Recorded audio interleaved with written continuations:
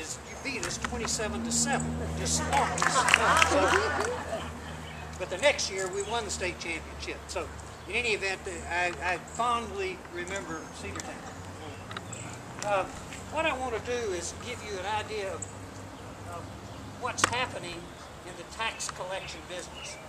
Back in 1913, after about 20 years of trying by the progressive movement, they passed a constitutional amendment, the 16th Amendment, which authorized the collection of an income tax.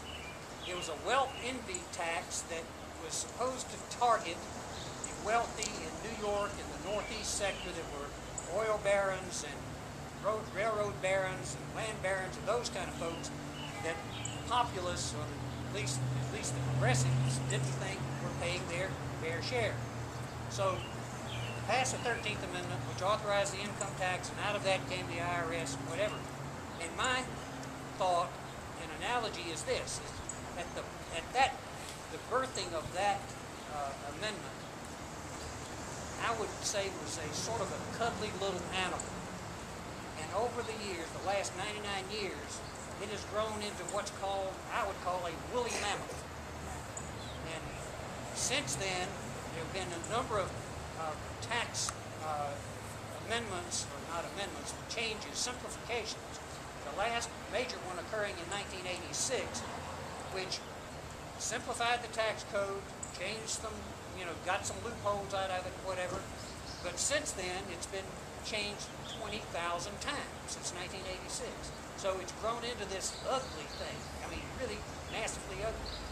And the tax proposals that have been out there, primarily the flat tax movement. Flat taxers look at the woolly mammoth they see, and they get their scissors out, and they start, cutting the hair off of it to make it pretty. They make it, look nicer. But after all is said and done, it's still a woolly mammoth. Right. So the Congress can come back and make that sucker ugly again, even no matter how much hair they cut off of it. So the only change that can really make a difference is true tax reform, which the fair tax represents. The fair tax and the implementation of it, make everything transparent.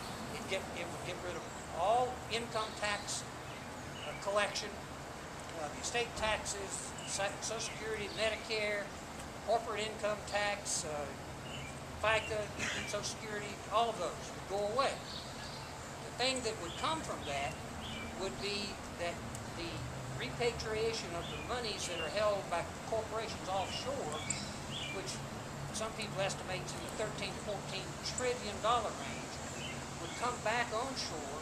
And just think of the job creation that could come from the implementation or the input of that much money back into our system directly.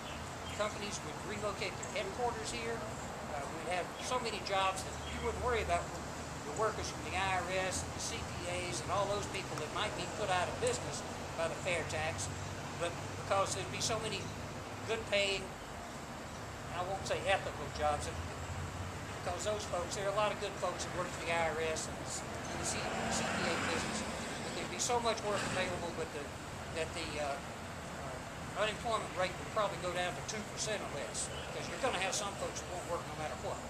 So, as you well know. So anyway, get one of these cards. It's got the talking points on it, and this would be the biggest transition of power. We're talking about the unconstitutional stuff that's going on with the administration and within the Congress. Right now, the Congress popularity rating is lower than pimps and prostitutes and used car salesmen. Are there any used car salesmen here? You're good people compared to Congress. So, in any event, this would take so much power away from that group and their ability to manipulate our lives and the social structure that we have, the business elements that we have. The free enterprise system would be freed up so that you could earn money as a small business person or as a big business person for that matter. So that's the biggest thing, and that's the reason that since 1999, when the bill was first introduced by John Linder, that it's been so hard to get it moving, is because Congress sees the power that it would take away from it. So we need more Tea Party activists in Congress that do the right thing.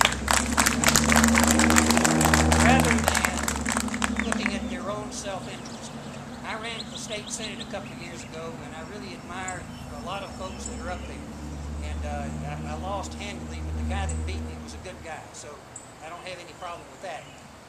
My wife tells me I can't run again, so here I am doing this. But the main thing I'm doing this for is not for me, it's for mostly the young folks here. My children and grandchildren, I've outrun them, just like Neil Gordon says. He's insulated from it because of the decisions he's made and the preparation he's made for the future, whatever length of lifetime he's got left, and I'm in that same category. But my kids and grandkids are not there. They're going to be subjected to this ongoing onslaught of taking away freedoms and just squeezing their life to where their choices get less and less. And this is one thing that would give it back.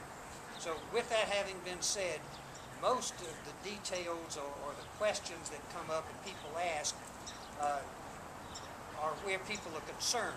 Most of you are probably on board with something like this, but if you've got any specific questions that you might ask, I'm here for you, so ask them.